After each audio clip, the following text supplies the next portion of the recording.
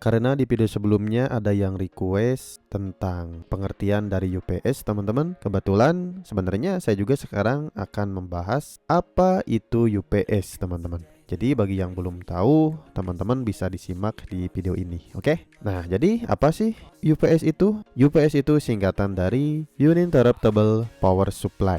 Nah, ini adalah singkatannya teman-teman. Silahkan dibaca saja. Takutnya saya salah ngomong.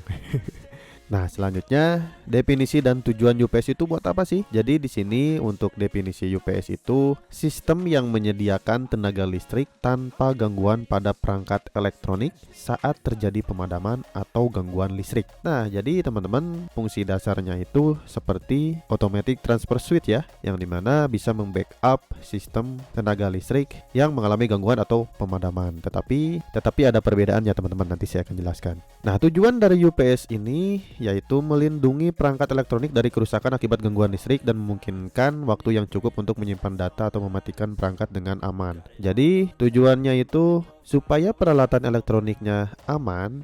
Jika terjadi pemadaman, maka UPS ini nanti akan langsung membackup tanpa adanya pemadaman teman-teman. Jadi sangat cocok sekali jika teman-teman mempunyai peralatan elektronik yang rentan dengan tiba-tiba mati listrik kayak gitu teman-teman. Di sini fungsi UPS terbagi dari 4 fungsi ya. Yang pertama, menyediakan tenaga darurat, menstabilkan tegangan listrik juga teman-teman, lalu melindungi perangkat dari lonjakan tegangan dan menjaga kualitas daya listrik. Nah, di sini adalah fungsi utama dari UPS teman-teman. Selanjutnya, jenis-jenis UPS itu apa aja sih? Di sini saya sudah contohkan bentuk-bentuk fisik dari UPS-nya ya. Jadi yang pertama ini adalah tipe standby UPS atau offline teman-teman.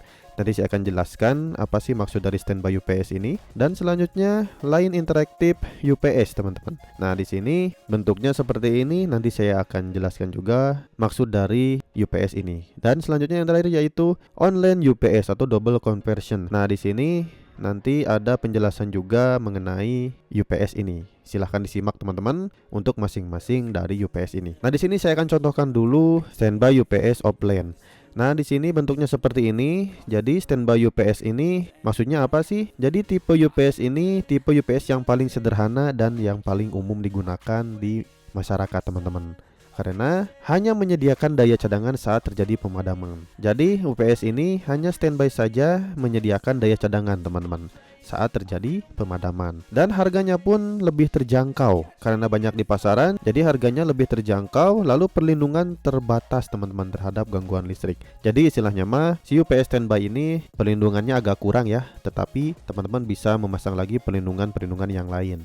Karena perlindungan terbatas, maka harganya pun lebih terjangkau teman-teman. Silahkan teman-teman mau pilih ini atau pilih yang selanjutnya. Nah, yang selanjutnya adalah line interactive UPS. Bentuknya seperti ini. Tipe ini adalah tipe UPS yang menawarkan lebih banyak perlindungan daripada standby UPS teman-teman. Jadi dengan UPS ini banyak sekali perlindungannya ya. Maka dari itu, di sini harganya pun sedikit lebih tinggi dibandingkan standby UPS. Jadi teman-teman, ini adalah tipe yang kedua, yang menengah lah istilahnya mah. Jadi teman-teman bisa memilih yang tipe ini. Di sini juga bisa untuk mengatur tegangan dan mempertahankan tegangan dalam batas aman. Jadi istilahnya mah jika teman-teman setting di sini tegangannya berapa atau sekian lah 220, maka di sini untuk tegangannya akan stabil dan dipertahankan dalam batas aman. Tergantung teman-teman setting di UPS-nya. Terus perlindungannya yang lebih baik terhadap gangguan listrik. Jadi di sini perlindungannya cukup baik ya, maka dari itu harganya juga sedikit lebih tinggi dibandingkan standby UPS. Nah, untuk selanjutnya di sini yang paling mahal yaitu online UPS atau double conversion. Di sini kenapa lebih mahal? Karena tipe UPS dengan tingkat perlindungan tertinggi teman-teman. Di sini sangat komplit sekali teman-teman. Jika teman-teman ingin memakai UPS ini ya harganya di sini lebih tinggi dan konsumsi energi juga lebih besar teman-teman. Kenapa lebih besar? Lihat di sini karena mengisolasi perangkat dari sumber listrik dan memberikan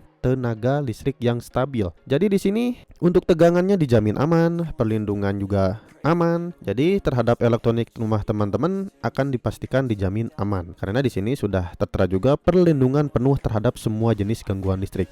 Jadi jika ada gangguan listrik di instalasi rumah teman-teman atau terjadi pemadaman tiba-tiba, si UPS ini akan langsung membackup teman-teman tanpa terjadinya pemadaman dan langsung mengisolasi perangkat dari sumber listrik dan memberikan tenaga listrik yang lebih stabil teman-teman. Maka dari itu harganya sangat tinggi. Ya kalau kuat silakan teman-teman beli yang tipe UPS double conversion. Nah itu tadi ketiga maksud dari tipe-tipe UPS ya. Untuk selanjutnya Nah, untuk pengaplikasian UPS itu untuk apa sih? Jadi di sini untuk pengaplikasian UPS itu untuk sistem IT dan komputer, teman-teman. Nah, kenapa untuk sistem IT dan komputer? Kan biasanya kalau komputer itu jika terjadi pemadaman listrik, maka akan langsung mati ya, atau istilahnya mah ter-shutdown langsung. Maka dengan menggunakan UPS, teman-teman akan lebih aman lagi si komputernya. Tidak langsung mati, teman-teman, maka akan langsung terbackup oleh UPS tadi. Jadi jika teman-teman merasa di lingkungan teman-teman itu sering mati listrik, coba pakai UPS saja. Terus selanjutnya untuk server atau perangkat jaringan. Ya sudah pasti ya, jika jaringannya tiba-tiba mati, maka servernya pun akan mati, teman-teman. Maka dari itu dengan adanya UPS dipastikan perangkat jaringan pun akan tetap aman. Untuk sistem telekomunikasi, ya sudah jelas ya. Untuk sistem telekomunikasi ini, jika tidak ada backupnya, kita mau telekomunikasi pakai apa gitu kan? Kalau ada UPS, dia langsung membackup dan tetap aman untuk komunikasi. Nah, di sini yang paling utama bisa juga untuk peralatan medis, teman-teman. Ini biasanya terpasang di rumah sakit ya. Bayangkan saja jika teman-teman lagi operasi di rumah sakit tiba-tiba mati gitu kan, dan tiba-tiba shutdown dulu peralatan-peralatannya, maka apa yang terjadi? Nah, dengan UPS ini maka akan meminimalisir terjadinya seperti itu, teman-teman. Dengan adanya UPS, maka peralatan medis akan tetap bekerja seperti biasanya dan akan membuat ketika operasi menjadi nyaman gitu. Oke, untuk selanjutnya yaitu kesimpulan dari UPS ini, teman-teman. Jadi UPS adalah sistem penting untuk melindungi perangkat elektronik dan data. Selanjutnya, pilih jenis UPS yang sesuai dengan kebutuhan dan anggaran Anda. Jadi jangan yang terlalu mahal, jangan yang terlalu murah, ya sesuaikan dengan budget teman-teman. Selanjutnya, pertimbangkan faktor-faktor seperti daya yang diperlukan, durasi cadangan baterai, dan tingkat perlindungan yang diinginkan. Jadi jangan segegabah teman-teman memilih UPS, sesuaikan dengan budget teman-teman dan sesuaikan dengan keperluan teman-teman. Karena UPS ini hampir sama dengan automatic transfer switch yang dari genset ya, tetapi kalau yang genset itu biasanya mati dulu, lalu kemudian dia menyala kembali. Tetapi dengan UPS ini teman-teman tidak akan terjadi mati dulu karena sudah disetting di UPS ini akan langsung membackup ketika terjadi pemadaman listrik, teman-teman. Jadi sesuaikanlah dengan keadaan teman-teman, mau pilih UPS atau mau pilih yang dari ATS genset. Jadi menurut teman-teman, pilih UPS atau pilih ATS genset? Silahkan komentar saja di bawah apa alasannya. Oke, terima kasih, mudah-mudahan bermanfaat. Ditunggu untuk video saya yang selanjutnya.